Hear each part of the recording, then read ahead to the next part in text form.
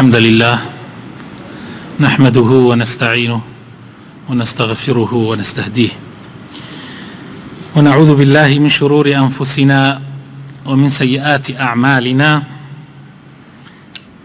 من يهده الله فلا مضل له ومن يضلل فلا هادي له، وأشهد أن لا إله إلا الله وحده لا شريك له، وأشهد أن محمدا عبده ورسوله. يا أيها الذين آمنوا اتقوا الله وقولوا قولا سديدا يصلح لكم أعمالكم ويغفر لكم ذنوبكم، ومن يطع الله ورسوله فقد فاز فوزا عظيما. برایانی بەڕێز و خۆشەویست، لە زنجیرە باسەکانی باشترین سەرمەشق کە مەبەستمان پێی ڕەسوڵ الله صلی الله عليه وسلم، ئەمڕۆ باسی صفەتێک یان ئەخلاق و ڕەوشتێکی تری پێغەمبەرەکەین صلی الله عليه وسلم کە ئەویش شەرمی پێغەمبەر صلی الله عليه وسلم، حەیاء النبی صلی الله عليه وسلم. حەیاء و شەرم ئەخلاقێکی زۆر بەرزە، خاوەنەکەی دوورە خاتەوە لە زۆر صفاتی ناشرین، دەستیەگرێ بۆ جوانترین کار و کردەوەکان، بۆ جوانترین گفتارەکان. پێغەمبەر فەرمێ صلی الله عليه وسلم: الإيمان بضع وستون شعبة أعلاها لا إله إلا الله وأدناها إماطة الأذى عن الطريق والحياء شعبة من الإيمان. پێغەمبەر فەرمێ صلی الله عليه وسلم: ئیمان و باوەڕ، ئیمان بریتیە لە 60 و ئەوەندە لق. بەرزترین لقەکانی ئیمان بریتیە لە لا إله إلا الله کە بەوە دێتە ناو ئیمانەوە، بەوە دێتە ناو ئیسلامەوە. نزمترین لقەکانی ئیمان لادانی ئازارە لە ڕێگای مسلمانان، لە ڕێگای خەڵکی. ئازارێک، هەر ئازارێک کە ئازاری مسلمانێک ئەدا، بۆنەکەی ئازارێدا، زامارێکە، هەر زیانێکی پێ ئەگەیەنێ، لادانی ئەوە نزمترین پلەکانی ئیمانە. یعنی ئەوش بەشێکە لە ئیمان، لقێکە لە لقەکانی ئیمان. یعنی مەقسەد لەیرە پێغەمبەری خوا صلی الله عليه وسلم لا إله إلا الله وحتى هموي إيمانه. سبحان الله، هموي إيمانه. وانا زاني إيمان بس نيوجه أخراني كسوات يقولوا إيمان بس نيوجه. أنجا لناو أم حديثة في غمرة فرمي صلى الله عليه وسلم: حياء إيش بشيك لإيمان، حياء بشيك لإيمان. حياء دائما أبيت معي خير وبركات. الحياء لا يأتي إلا بخير. لبرأ وخوش يسكانم حياة زور گرنگە و لە قوپۆپێکە لە لقەکانی ئیمان، و ڕێگایەکە لەو ڕێگایانەی کە ئینسان بەرەو ئیمان ئەبا. کەوابوو ئەم سیفەتە ئەمەنە بەرزە، ئەشێ ئەم سیفەتە لە پێغەمبەرانە بێ یان کەم بێ؟ مستحیلە. پێغەمبەری خوا صلی الله عليه وسلم لوتکەی ئیمانە. كوابو أم صفته كصفة حيايا بكاملي بمكملي لبيغمرة هبوة صلى الله عليه وسلم، بكاملي صفة حياء وشرم لبيغمرة برجستبو وخوش يسكانم. حتى الصحابة أبو سعيد خدري أي وصفي حياء بيغمرة صلى الله عليه وسلم لكاتي خويا کچ عازە ئەوەی کە تازە پێگەیشتووە وەختی شوویەتی زۆر بە شەرم بۆ جاران، باسی ئێستا ناکە، باسی جاران ئەکات. کچی عازە و لە ماڵە ئەسڵەن لە ناو ماڵەکەی خۆیان پەردەی ئەدا بۆ خەوتنی و هەڵسانەوە لە ناو ماڵەکەیە، تاوەکو باوک و براکانیشی جەستەی نەبینن. ئەمەندە بە شەرم بووە، ئافرەتی جاران، یعنی قەزدمان کچە عازەوی جاران. صحابە هاتوون وەصفی حەیای پێغەمبەریان کردووە صلی الله عليه وسلم. چۆن وەصفی حەیای پێغەمبەر بکەن؟ يعني هەر چۆن وەصفی کە ناتوانن ئەو شێوەی پێ بگە ئیلا فەرمویانە کچە عازە و چەند شەرمن بووە جاران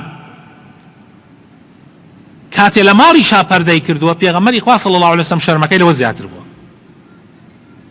يعني ئەوەندە قیمەی شەرمی هەبووە پێغەمبەری خوا صلی الله عليه وسلم لوتکەی شەرم لە پێغەمبەری خوا هەبووە صلی الله عليه وسلم ئەم حەدیثەکە ئیسە باسم کرد ئیمامی بوخاری و ئیمامی مسلم ئەگێڕنەوە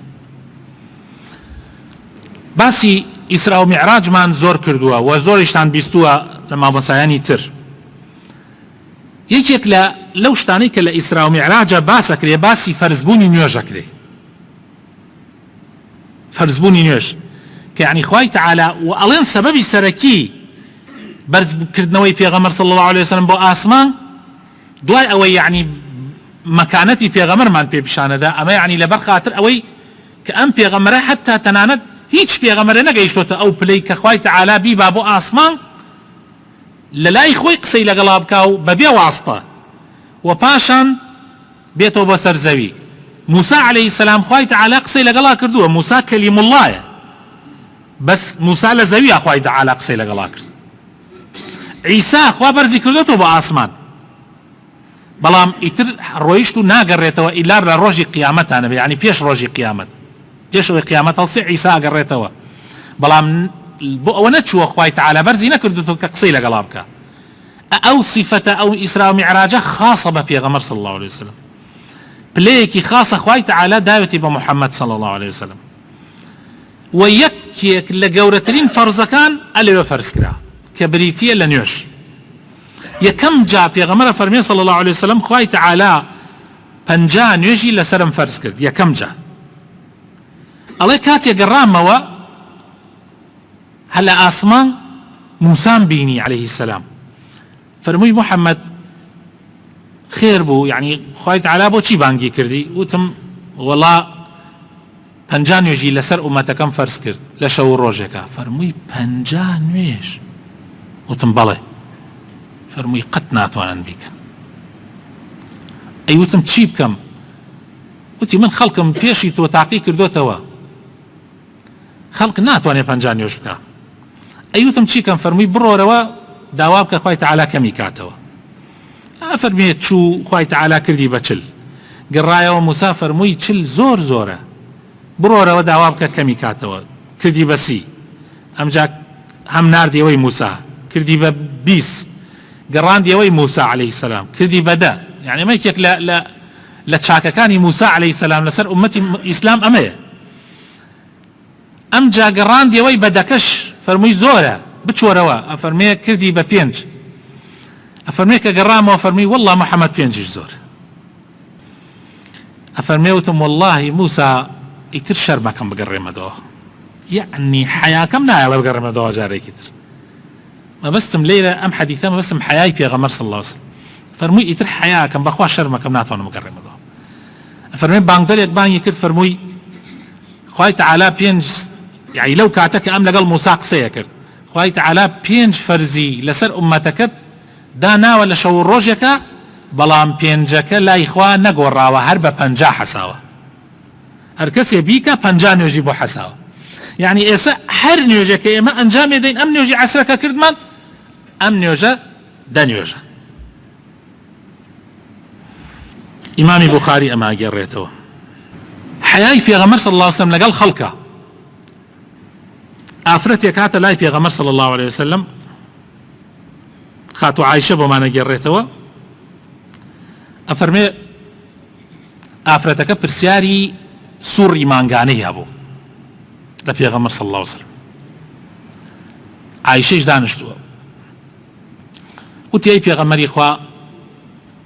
ئەگەر ئینسان پاک بوویەوە لە سوڕی مانگانە چۆن خۆی پاکاتەوە ئەڵێ پێغەمبەر صلی الله عليه وسلم فەرمووی بە شتێک یعنی ئەوە بە پارچەیەک بە شتێک یعنی خۆی پاکەکاتەوە لەبەر ئەو ئاساری خوێنەوەوانە نەمێنێەوە ئەمانە ئەڵێ ئافرەتەکە وتی ئاخر چۆن پێغەمبەر صلی الله عليه وسلم تر يعني وەکو بڵێ بەلاوە ئەی فەرموو ئیتر يعني خۆی پاکاتەوە يعني خۆی پاکاتەوە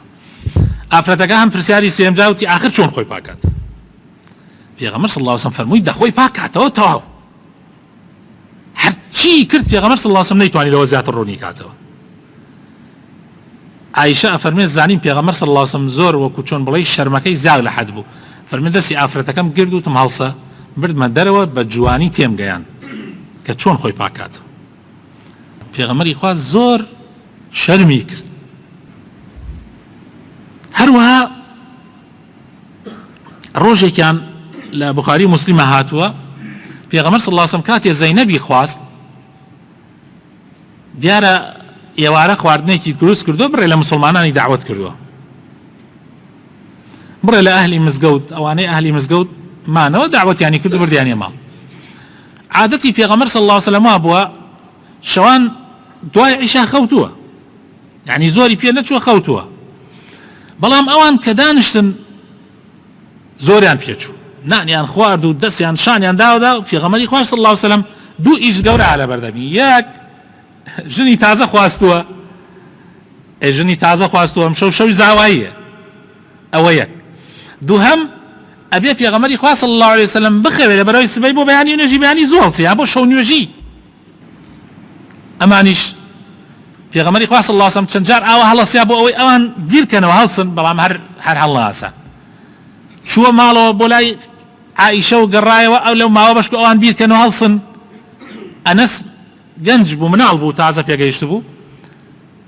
هاتوو پێغەمبەر صلی الله عليه وسلم فەرمووی هەڵسیان وتیونە وەڵا سییانیان هەر ماوە جارێکن لەمە تەقیەکەن ئیتر پێغەمبەری خوا صلی الله عليه وسلم دوو سێ جار هاتوو ڕۆیشت بۆ ئەوەی بزانن دوای ئەنەس هاتەوەتی ئەی پێغەمبەری خوا ڕۆیشتن هەرچی کرد پێغەمبەر صلی الله عليه وسلم نەیتوانی پیان بڵێ کاتەکە بۆ من درەنگە تا خوای تعالی ئاەتی دابەزان لە سوورەتی ئەحزاب ئاەتی 53 فرموي فإذا طعمتم فانتشروا ولا مستأنسين لحديث إن ذلكم كان يؤذي النبي فيستحي منكم والله لا يستحي من الحق فرموي أجر لمالي في غمرنا أنتان خوارد هلصن دا منشن دمتقي بكن دمتقي كاتي كاكري لا كاتي قنجاوة في غمري خاص الله عليه وسلم لدوين يجي بيانيان أغلب بري كرد دواء وبلاي صحابة كان خوي فرسياري لي أنا كرد أي فرمو كي خوي بينيا كي باسي كي هيا يتر ساعات دو ساعات صحابة هرشيان لدلابو باسيانا كرد بلام تو بروي إيشو كاركاني في غمري خاص الله عليه وسلم بك بخيل ماليانا ولا روي نيد شرمكا بيتان بلي هلصن خوا شرم لحقناكا هر كاتي نانا كتان خوات هلصن برو سورة أحزاب آياتي أنجاوسي پیغمبری خوا صلی الله علیه وسلم حتی هەڵەیەکی لێکێ ببینایە شەرمی مەجالی نەئەدا یەکسەر پێی بڵێ کاکە تۆ ئەوە هەڵەت کرد یعنی هەندی هەڵەی بچووک نا مەسەلەن کابرا پێغەمبەری خوا صلی الله علیه وسلم بینوێتی دەستنوێژی گردووە ئەوەنەی بان پای یعنی تقریبا بەقەدەر با بڵێن درهەمێک بان پێی تەڕ نەبووە پێغەمبەری خوا صلی الله علیه وسلم فەرموویەتی بڕۆ نوێژەکەت دووبارە کەرەوە دەستنوێژەکەت دووبارە کەرەوە یعنی تۆ دەستنوێژت نەبووە یا جاری وها بووە مەسەلەن سەحابەیەک لە نوێژە قسەی کردووە پێغەمبەری خوا صلی الله علیه وسلم فەرمووی ئەوە کێ بوو تیان کابرا مەسەلەن شەرمی کرد بانگی کردووە فەرموویەتی لە ناو نوێژە نابێ قسە بکەی ئەوە پێشا بوو قسەکردن لە بان نوێژ بەڵام ئیسا لە ناو نوێژە خوای تعالی فەرموویەوە قوموا لله قانتین تەواوی تر قسەکردن لە ناو نوێژە نییە سەحابەیەک مەسەلەن میزی کردووە لە ناو مزگەوتە نەیزانی هەروای زانیامە دەشتە بەری کردوتە ئەولاوە میزی کردووە سەحابەکان تووڕەبوونەتە گیانی فەرموویەتی وازی لێ بێنن ئەمجا بانگی کردووە و بەتەنیا نەسیحەتی کردووە ئەمە هەندی حاڵات تایبەت بووە بەس هەندی غەڵەتی گەورە پێغەمبەری خوا صلی الله علیه وسلم نەی ڕوونی نەکردوێتەوە لە شەرما و لەسەر خوتبەوەیان لە کاتی محازەرە و باسە پێغەمبەری خوا صلی الله علیه وسلم فەرموویەتی ئەوە بۆ خەڵکانێکن وا ئەکەن فرميتي خلقانك ما بال أقوام يفعلون كذا وكذا ما بال أقوام يعني دقمن هبوا في غمري خاص الله وسلم ناوي كابراي بان كردوا ما قرشتك عواشتكي إن بوا أجينا قط حتى منافق كان قورترين تعني لفي غمر دا قورترين ضربان لفي غمري خوا أدا صلى الله عليه وسلم لقالوا يا في غمري خاص الله وسلم قتنا بني نابر حتى آيات لسري عند عبزي آيات يعني يكي لمنافقة كان روجي كان قصي زور ناخوشي كرت جنجي قياني في غمري خواه صلى الله عليه وسلم في غمري خواه صلى الله عليه وسلم برلا اوي قصي لقال الكابرا بكا خز بوو کە سوکارەکەی هاتن وتیان ئەی پێغەمبەری خوا کە ئەم زەلامە قسەی وا ناکە ئەمە ڕئیس عەشەرەتی ئێمەیە و پیاوێکی وا موهیمە و حتا موسڵمانەکان دیفاعیان لێ کرد سوبحان الله. بەڵام خوای تەعالی ئاەتی لەسەر دابەزان قسەکەی تۆمار کرد لە سوورەتی منافقون یەک سوورەت لەسەر ئەوان دابەزی. خوای تەعالی فەرمووی کەسانێکەیە يقولون لئن رجعنا إلى المدينة ليخرجن الأذل منها أعز منها الأذل. قسەکەی تۆمار کرد هەر تۆمار لەگەڵ ئەوەی پێغەمبەری خوا صلی الله عليه وسلم نەیدا بەڕوویە، لەگەڵ ئەوەی پێغەمبەری خوا صلی الله عليه وسلم نەیدا بەڕوویە ڕۆژێ لە ڕۆژانیدا بەڕوویە. ئەم کابرایە تا مرد دژایەتی پێغەمبەری کرد لە پشت پێغەمبەر شۆ نوێژە کرد، مینەی فورسەتێ کرد بوختیانی بۆ ژنەکەی هەڵەبەست، مینەی ئەوەی ئەکرد قسەیەک پەیا بێت و بیکا بەهرا. بەڵام لەگەڵ ئەم هەموو هینە کابرا مرد حتا مرد پێغەمبەری خوا صلی الله عليه وسلم نەیدا بەڕوویە. عادەتی عەرەب لە زمانی پێغەمبەری خوا وا بووە حەمامیان نەبووە لە ماڵە و ئاودەسیشیان نەبووە و عادەتی هەر ئەوان نەبووە خۆمان بەر لە 25 ساڵ کەسمان لە دێهاتەکانە نە ئاودەسمان منە حەماممان لە زمانی منە نەک لە زمانی سەحابە. لە زەمان من نەبیرم دێ ئاودەست نەبوو خەڵک ئەچوو بوو ئەو دەشتە و حەمامیش نەبووە لە ناو ماڵە تەشتێکیان ئاورد و خۆیان نەشورد هەروە بوو. لە زمانی پێغەمبەر صلی الله عليه وسلم طبعا ئینسان بڕوا بوو ئەو دەشتە ئەغلب خەڵکەی بینێ دەست بە ئاوگەیاندن خۆ هەموو کەسێک توانای نییە زۆر دوور بکەوێتەوە و حەمامیش ئەغلب یعنی لە زمانی پێغەمبەر صلی الله عليه وسلم حتا دیواریش زۆر نەبوو حتا دەرگایش نەبووە پەردەیە بووە کابرا هاتۆتە ژوورەوە حتا ئاودەسەکانی ساڵانی پێشوومانیش هەر گونەیەکمانە داوە دەمەیە جاری وا بوو بالێداتر گونیەکە کێ لە ژوورەوە با دەرەکەوت. ئەگەر لە بیرتان بێ ئەمە پیاوە بەتەمەنەکان لە قسەکانمە تێگەن. بەڵام پێغەمبەری خوا صلی الله عليه وسلم لە ژیانیان نە لە خۆشۆردنە نە لە دەست بە ئاوگەیاندنە لە شوێنێکان نەبووە خەڵک ببینێ.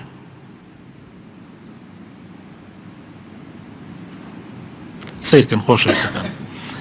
هەموو سەحابە ئەڵێن حتا لە کات جەنگە لە کات ترسا ئەڵێن لەگەڵ پێغەمبەری خوا بووین کاتێ دەستیەگەیاندا ئەوەندە دوور ئەکەوتەوە جاری وا هەبوو تاخیرە بوو گومانمان بۆ دروستە بوو شتێکی بەسەر نهاتە بێ. چەند جار سەحابە مەشغول بوون لەبەرەوەی پێغەمبەری خوا صلی الله عليه وسلم شتێکی بەسەر نهاتە بێ یا دوژمن یا شتێک پێوە نەدا بێ یعنی ئەکەوتنە قەلەقۆ دڵە ڕاوکێوە. ئەمەش هەمووی لە حەیای پێغەمبەر صلی الله عليه وسلم کە ئێمە حەق وایە ئەو حەیایە لە يعني لە هەموومانە هەبێ کە ئێمە شوێن کەوتووی پێغەمبەرین صلی الله عليه وسلم. لە شەرما هەر کەسێ جاری پێشوش عەرزم کردن لە دەرسێکە پێغەمبەری خوا صلی الله عليه وسلم ئەوەندە شەرمی هەبووە هەر کەسێ داوای هەرچی لێ بکردایە پێئەدا. يعني قەت کەسێک نهاتووە بڵێ ئەی پێغەمبەری خوا فلانە شتم لێت ئەوێ حتا جلوبەرگەکەی خۆشی داوایان بکردایە ئەڕۆیشتە ماڵدایە کەند و شتێکی ترێ کردە بەرەوە هیاوتەی داواکە بڕێ. ئەم سیفەتەوە نەبێ یعنی کتوپڕ پێیا بوو بێ بۆ پێغەمبەری خوا صلی الله عليه وسلم بەڵکو ئەم سیفەتە هەر لە پێغەمبەری خوا هەبووە. ئەم سیفەتە سیفەتێکی دامەزرایی بووە لە پێغەمبەری خوا صلی الله عليه وسلم لە کاتی ڕۆژە لە کاتی شەوە لە کاتی سەفەریا لە کاتی لە ماڵبوونیە لە کاتێکە لە ناو کۆمەلگا دانیشتایە لە کاتێکە لەگەڵ خزما بواە لەگەڵ دوور بواە پێغەمبەری خوا صلی الله عليه وسلم هەر ئەم حەیا و شەرمەی هەبووە. بەڵام یەک ملاحەزە لێرە گرنگە بیزانین حەیا و شەرم نابێ منعمان بکە لە تێگەیشتن لە دین لە تێگەیشتن لە دین. شەرم زۆر جوانە بەس تەسەور ئەکەن خەڵکێ لە شەرمە ئەمەندە شەرمەکەی زاڵە زۆر جار لە دین شارەزایی نابێ. گەنجێک تەمەنی 25 ساڵ تەلەفۆنی بۆ من کردووە ئەڵێ مامۆستا من لە بالغ بوونەوە یعنی مەسەلەن لە 15 ساڵانەوە و پێش 15 ساڵانەوە من نوێژەکەم 10 دانە ساڵ زیادە نوێژێکم نەفەوتیا بەس وەڵڵاهی نەمزانیە ئەگەر ئینسان خەوت لیان لە حاڵەتێکە ئەگەر ئاوی هاتەوە ڕەحەت بوو ئەبێ خۆی بشوە ئەیتر بۆ خۆی من غوسلم هەر نەکردە هەر لە کات مەلەکردنە مەلەمە کردوتەوە ئەو ڕۆژە گوێم لە مامۆسایە بوو لە وتارێکات مۆبایلەکەم کرد تەماشام کردووە ئەڵێ ئەرێ من چی بکەم ئیسە چەند ساڵە من نوێژەکەم طبعا ئەوە لەوانەیە خوای تەعالا لێی خۆش بێ و نوێژەکانیشی هەمووی قبول بێ چونکە نەیزانیە بەس ئاخر ئەبێ ئینسان شەرم وای پێ بکات لە دین تێنەگا و پرسیاری شەرعی نەکا ئینسان نابێ شەرم بکە لە پرسیارە شەرعیەکانە شەرم مەکە ئەشتوانی جاری وا هەیە پرسیارەکە بەناو خۆ تۆ نەکەی ئەچیتە لای مامۆسایەک ئەڵێ مامۆسا کەسێک هەیە ئاوای بەناوی خۆ تۆ نای ئەتوانی نەیکەی ئافرەتێک هاتە خزمەتی پێغەمبەر صلی الله علیه وسلم تا دایکە عایشە لەسەر ئەم حادیسەیە و چەند حادیسەیەک وەکو ئەمە فەرمایشتێکی جوانی هەیە خوای لێ ڕازی بێ ئەفەرمێ ڕەحمەتی خوا لە ئافرەتانی ئەنسار حەیاکەیان وای پیان نەئەکرد لە دین تێنەگەن یعنی شەرم و حەیا وای پیان نەئەکرد پرسیار نەکەن ئەوە تا دێتە خزمەتی پێغەمبەر صلی الله عليه وسلم پرسیارەکە تەماشاکە ئومی سولەیم يعني یەکێکە لە ئافرەتە بەڕێزەکان لە صحیحینە لە بوخاری مسلم هاتە خزمەتی پێغەمبەر صلی الله عليه وسلم تەماشای پرسیارەکەی کە چۆنەیکە سەحابەش دانیشتو فەرمووی یا رسول الله إن الله لا يستحي من الحق فەرمووی خوا شەرم لە حەق ناکە تووسەی پێشەکیەکەی بەچی دەست پێ کرد چەند مهمە يعني بۆ ئەوەی کەس گومان نەبا ئەمە بێشەرمی ئەم پرسیارە فرموي إذا رأت فرموي هل على المرأة من غسل إذا رأت الجنابة في منامها آية آفرت أجر خويبيني لشيغران أبيه أبي شوكو بياو بيويست أخوي بشو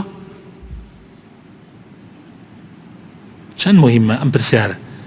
يعني مهم يعني مقصد برسيارة كنية متنيا مقصد مهمة أو آفرته شن إيمان دار بوا بيغمر إخوة صلى الله عليه وسلم فرمي بالي إذا رأت الماء أجر أبي شوكو بياو أو آوي بيني بله أبي شو عجبه لسري خوي بشوا